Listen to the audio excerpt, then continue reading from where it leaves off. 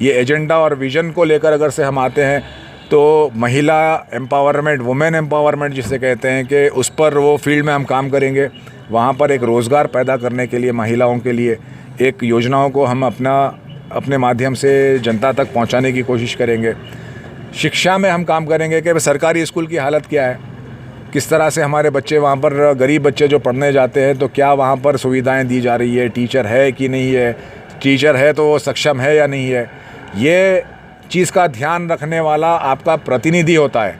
और इसमें अगर से आपको कठिनाई आ रही है तो समझ लीजिए कि आपका प्रतिनिधि आपका ध्यान नहीं रख रहा, आपका प्रेजेंटेशन सही नहीं दे रहा है।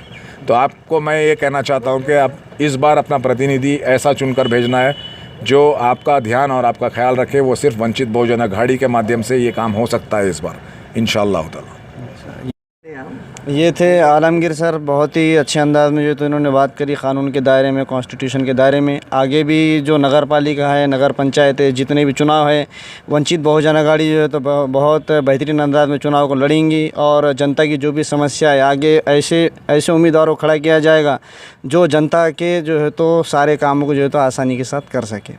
कैमरामैन शेख शकील के साथ मैं मुमताज़ अंसारी, उज्ज्वल महाराष्ट्र। उज्ज्वल महाराष्ट्र में आप सभी का स्वागत है। मैं आपके साथ मुमताज़ अंसारी। फ़िलहाल में हम ये परतूर के रेस्ट हाउस में हैं और जो वंचित बहुजन अघाड़ी के जो रिप्रेजेंटेटिव है आलमगीर साहब जो है तो हमारे साथ है। पिछले इसमें खासदार के चुनाव भी जो है तो उन्होंने लड़े हैं और नियर अबाउट 1.5 लाख मतदान उनको गिरा है। वो जो है तो नए यानी वंचित बहुजन अघाड़ी का नया चेहरा था, लेकिन फिर भी उन्होंने जो है तो 1.5 लाख मतदान लिए। ये जो है तो उनके लिए बहुत बड़ी बात है। जनता ने भी उनको जो है तो बहुत कोऑपरेट करा। फ़िलहाल में वो जो है तो परतूर में आए हैं। आने वाली जो है तो नगर पालिका है, ग्राम पंचायत है, यानी बहुत से चुनाव हैं आगे। अगर यानी वंचित बहुजन अघाड़ी भी आगे जो है तो नगर पालिका के चुनाव लड़ेंगे, ऐसा जो है तो प्रेस कॉन्फ्रेंस ने जो है तो आलमगीर साहब ने जो तो कहा है। सर, अगर आपकी यहाँ पर सत्ता बनती है तो आप जो तो यहाँ पे कैसे काम करेंगे और जनता के लिए आपका क्या मैसेज है यहाँ की परतूर की? जनता के लिए जिस तरह से मैं अभी आपके पत्रकार परिषद में बताया और आपके उज्ज्वल चैनल के माध्यम से ये कहना चाहता हूँ कि एक चीज़ होती है कि आपका अपना वार्ड और आपके वार्ड में किस तरह से काम किया गया, और जो वार्ड में चुनकर आप अपना नगर सेवक या प्रतिनिधि भेजते हो तो वो एक अपना रिप्रेजेंटेशन किस तरह से कर रहा है। तो ये बहुत ही महत्वपूर्ण चीज़ है। और वंचित बहुजन अघाड़ी सभी परतूर के वार्ड में अपने उम्मीदवार को उतारेगी और एक विजन यानी कि एक दिशा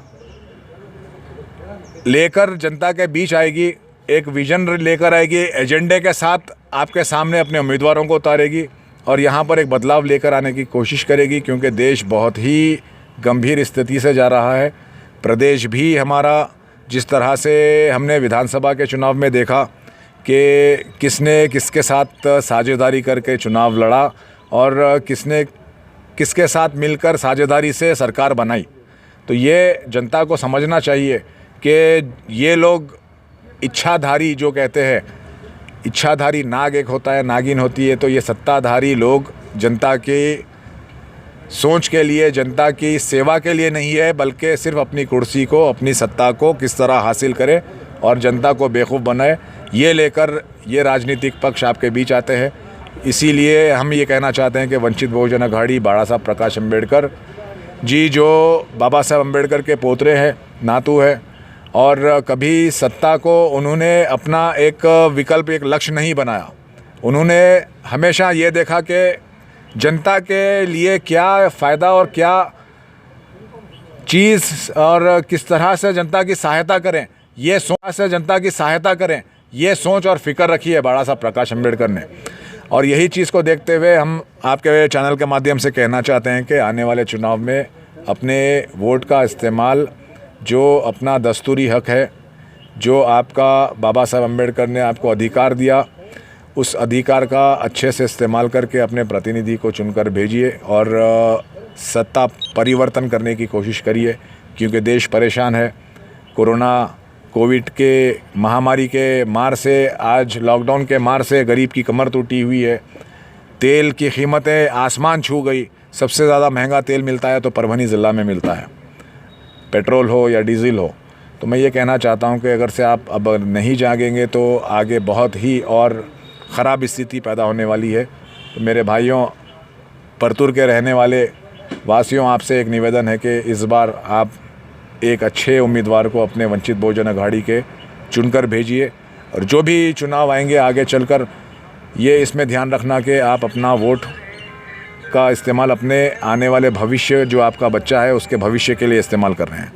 तो यही मेरा कहना है। सर, असल में देखने में आता कि बहुत से लोग जो है तो चुनाव लड़ते, नगर सेवक वगैरह बनते, एमएलए और अपने एमपी वगैरह बनते, लेकिन बाद में वो जनता की आवाज़ वगैरह कुछ उठाते नहीं। जैसा कि परतूर की भी अभी फ़िलहाल में आप अगर सर्वे करें तो परिस्थिति आप जो है तो परतूर की देख सकती हैं। जब अगर आपके जो लोग आएंगे तो वो जनता के लिए यानी निगेटिविटी पॉजिटिविटी उनकी कैसी रहेंगी, आगे वर्क कैसा रहेगा? सबसे पहले हम ध्यान करेंगे जिस तरह से नगर पंचायत या उसमें काम क्या होना चाहिए कि जो इलाके, जो हमारे बस्ती है, बस्ती में सबसे पहले हमारा ध्यान रहेगा कि वहाँ पर जिस तरह से स्वच्छता की बात की जाती है, स्वच्छता अगर से आपको नज़र आती है या आपका नगर सेवक ने स्वच्छता का काम किया है तो बता दीजिए।